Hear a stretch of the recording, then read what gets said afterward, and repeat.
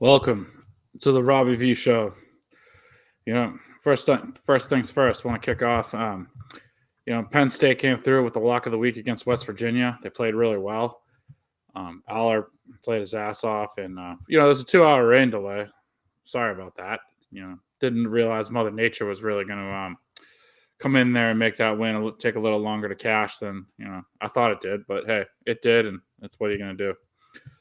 Basically, it's just we're in the throes of NFL season, we're in the throes of college football, and we'll talk BC. We'll preview the Patriots, and obviously we'll get to the NFL and the NCAA locks of the week this week. So, and that's really the show. So let's dive in right onto it. Unless you've been living under a rock this past 3 days, Boston College or BC. They had a great performance against Florida State. They crushed them 28. I think it was 28-13 or something like that. Hey, look, Billy O'Brien, he's building a monster. I think that we all can see that. We all know that. Florida State, they're not as good as people thought they were, including myself for taking them on the lock of the week the first week. They don't have it together. They're not a cohesive team. I mean, they're not even a team right now. They're just in shambles. Mike, I don't know what happened to Norville, the coach over there, but the good thing about BC is they dominated both the offense and the offensive line and defensive line, the trenches and whatnot. Robichaud played great. It's good to see Jeremiah Franklin get a catch, and the kid Ward, he was unbelievable. And also, last but not least, the defense played well with Neto and Enzu getting. I think Enzu got 2 sacks, and Neto. Can't say his last name, so I'm not going to try. He had a sack as well. A couple things here. O'Brien's obviously getting the most out of his recruits, or Hafley's old recruits. And, they're playing at a much higher level, and they're playing more disciplined. BC's playing Duquesne this week. Huge game. Surprisingly, it's sold out. I don't know. I didn't think the BC home opener was going to be sold out. BC should take care of business. They are... hopefully they don't have a Florida State hangover. I don't think Billy O'Brien's going to allow that. And hopefully we see Castellanos start throwing the ball downfield a little bit more. He played within himself, and it was, he did a great job, and not much more than you can do than that. He rushed for a bunch of yards, and, he had a good touchdown run. MVP goes to the students who broke into Alumni Stadium to celebrate the win. That was awesome. Good job, guys. First win of the season. There's nothing better than getting on campus, partying on the mods, and then just going and breaking into alumni to go party on the field. I mean, it sounds like a banner college night for me. I wish I was there. Dope of the day. That goes to the Florida State, and we discussed this on the show on Wednesday. Goes to the Florida State guy who would say he would eat a cup of dog poop, and then he deleted his Twitter as soon as BC was winning. You probably shouldn't put stuff on that on Twitter unless you plan on, unfortunately, backing it up. They do have they do have the name of his fiance. I guess he is getting married. Although I have to question that marriage if you're willing to, if you can't stand by your word. I mean, my God. And, Wonk of the Week goes to the Knowles fan who wished a global pandemic to cancel, for the Florida State football season. Yeah, that really wasn't good. I mean, it's not what people should be doing with their lives. But yeah, Florida State's in shambles, and I'm happy about it. Other college football, quick thoughts. Georgia looked great against Clemson. They crushed them. Notre Dame came out with a surprising win. They look good. Nevada, they beat. I think they beat Troy. They're a lot better than people expected. Was it James Madison? That was a little lackluster win by them. And I think it was hold on. Mississippi State, I believe it was. Yeah, Ole Miss. Is that who Lane Kiffin coaches for? Yeah, well, regardless, Ole Miss is favored by 41.5 this week, which is pretty insane. But I mean, what are you gonna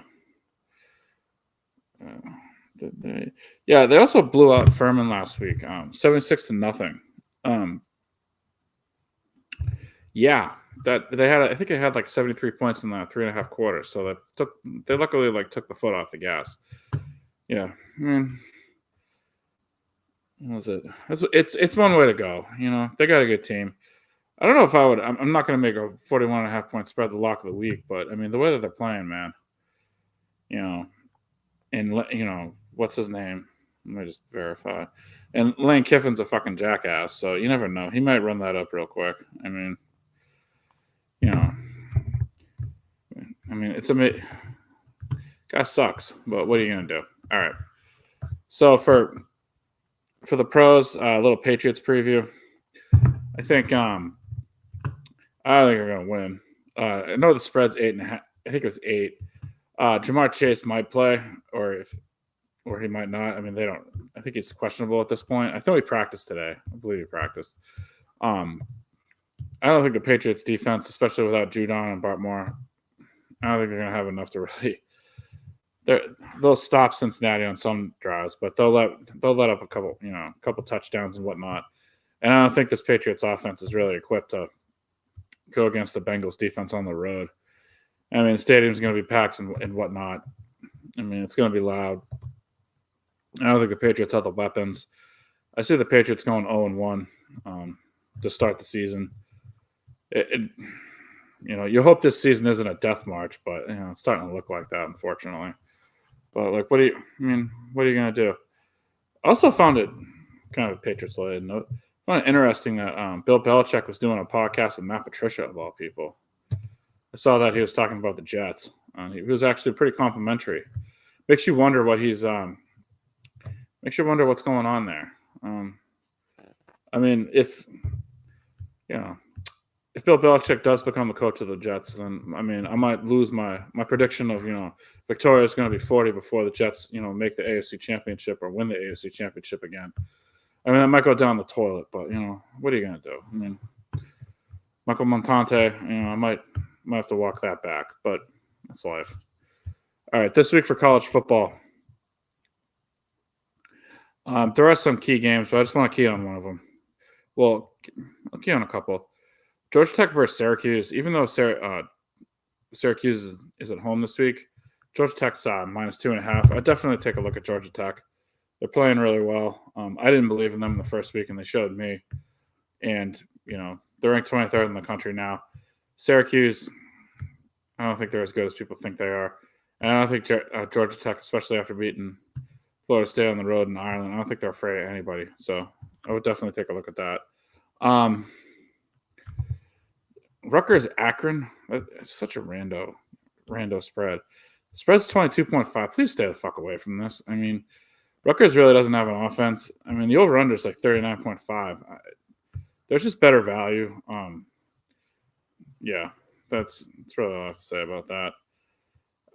This year, I've proclaimed that I'm not going to be betting on Memphis football. I got screwed over by them too many times last year. So they're favored by 18.5 against Troy. They're at home. But, yeah, I wouldn't touch that with a 10-foot pole. I mean, Troy played horrible against Nevada. I mean, it's not much more to be said. I guess we'll get now to the lock of the week.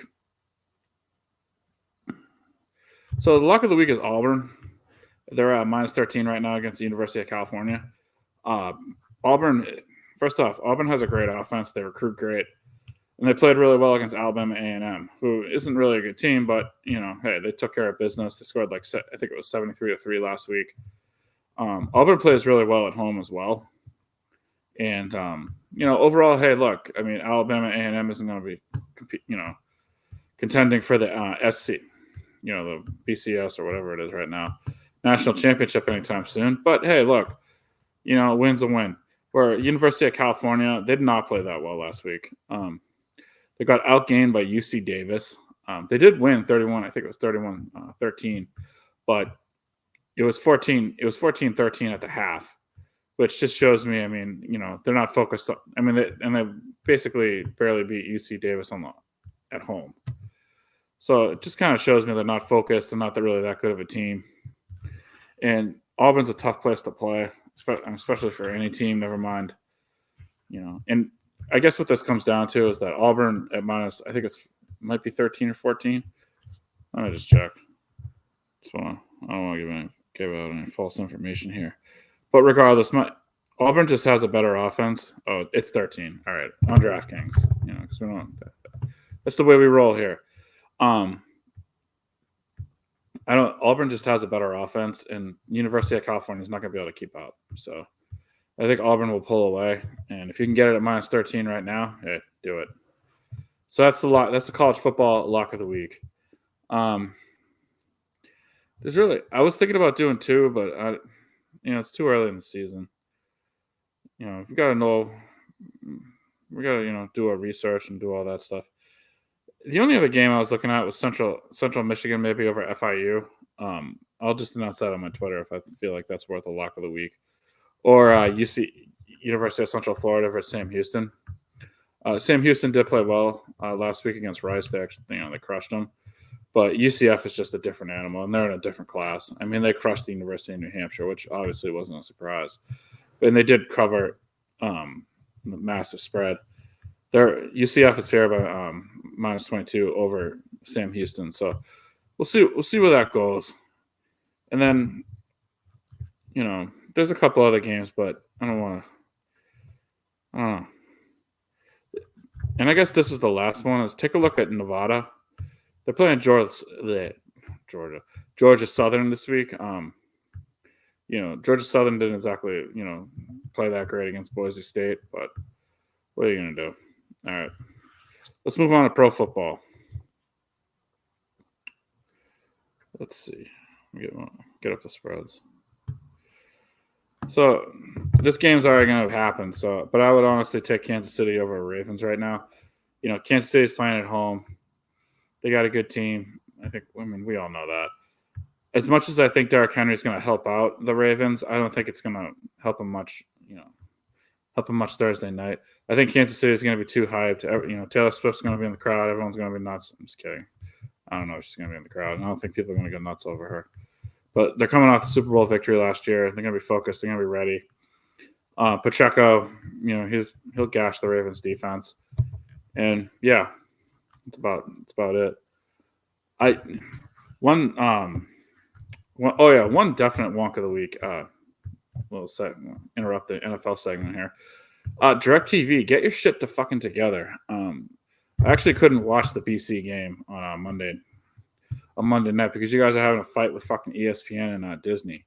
A little message from myself. Please get it together. It's football season. We need to watch football. I don't need fucking blank channels on my TV this weekend. Although I have a feeling that's what's going to happen because, no one can fucking negotiate over there. So I'm going to be stuck watching like CBS Sports, network, whatever the hell that is, and whatever, bullshit game fucking that is. And then, or Fox or, whatever, or FS1. Ugh, look, get it together. I need football and Victoria needs Disney. So, anytime now you fucking jabronis want to get it together, please do. All right, pro. I think if I were to pick a lock of the, we'll go to the lock of the week. If I were to pick a lock of the week right now, probably the Dolphins at minus 3.5. Although, I'd buy down the hook to 3. I think they're a better team than the Jaguars. I think Dolphins have so much offense. They have a lot to prove. I realize their offensive line probably should play, be a little better, and they need to improve against Jaguars pass rush. But yeah, the other reason for this is that the Jaguars don't have a number 2 receiver since Calvin Ridley left, and I don't think they really have the horses to find one right now. And I know you could freaking argue, oh well, it's going to take a little bit for the Dolphins offense to get going, but with Waddle, with Tyreek Hill, who yes, as Kirk pointed out. Yeah, he's a disgusting human being and whatnot, but, you put your money back to worse people. You can back worse people, so what are you going to do? But that's what I think. I think, you take the Dolphins minus 3. Don't leave the 3.5, -3. I realize, yeah, it's a little bit of a, what's it called? The odds will go negative probably 110, but just, suck it up and deal because you don't want to freaking have them win by a field goal and the hook fucked you. Other thoughts for week 1 for the NFL? I'm a little. I think the Giants maybe might surprise some people. I don't know. I mean, I realize the Vikings have Justin Jefferson, but breaking in a new quarterback with Sam Darnold or whoever's going to be starting, they got. I realize they have Aaron Jones, but Giants might surprise some people. I mean, maybe they're only 2-point dog, so hey, who knows, right? But I mean, the Giants did lose Saquon, so that's a bummer. But who needs him anyway? All right. Cowboys, Browns. I mean, that's going to be a slugfest, first off. I mean, that Browns defense is legit. I mean, I think we all know that. CeeDee Lamb's back for Dallas, so, I mean, it's going to be a tough pound-em-out game, especially up in Cleveland. Cleveland's fans are going to be jacked for it. Should be interesting. And the over-under is actually at -41, so that might add a few points to that total. I don't know. I mean, I'm not probably going to play that myself, but what are you going to do? One of the more interesting games is going to be the Rams versus the Lions. I mean, because there's a lot of questions, with the Rams last year. They had a lot of problems. I mean, Cooper Kupp got injured and whatnot, and others. But the Rams look legit, and they got a cutback in their offense. I know they're on the road, and I know the Lions are legit. They have a great team with Gibbs and what's his name? Oh, I can't. Jared Goff, and others. But I mean, sometimes after a big win, after a big season, there's a letdown. What happened when the Pats went 10-6, and back in I think it was 94, and they're 6-10 the next year. I mean, I don't know. It'd be an interesting play. The only other game I consider lock of the week right now, but it's not an official, so let's just cool our jets. Is the Niners -4.5 on Monday night. I just think San Francisco has too much talent for the Jets. And I think it's going to take a sec for Aaron Rodgers to get his feet back, and especially if the Jets are on the road. I don't see how they can do that. How they can pull that off. I mean, the Niners defense is legit. And if you look at the Niners salary cap issues, this is literally their last. This probably could be their last year before they're having a shot. Before salary cap hell catches up to them. Excuse me. And yeah, that's about it for the show. We're hitting that 20-minute mark, and you can only take so much of me. I mean, I'm taking a break. I'm just kidding. Yeah. So the shooting in Georgia today, thoughts and prayers. It's awful. I wish that would stop. It was fun to be on the show. Everyone should go in, and that's, I don't know. It's my tip of the day. Although leave early. I mean, traffic was fucking horrendous. I mean, traffic, dope of the day. And I don't know. I guess last but not least, but a remote job. I don't know.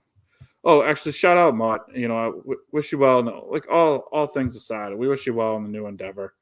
We hope it goes well at Mohegan, and that's about it. It's great to have Cully back. Finally met him. He's a good dude. All right, well that's it, guys. This is the Robbie V show, and I'm still running for president. I mean, Kamala Harris, she's like shipping in supporters. I don't have to do that. I mean, freaking absolutely ridiculous. All right, this is Robbie V reporting live from the same place I always report. Signing off. All right, take it easy.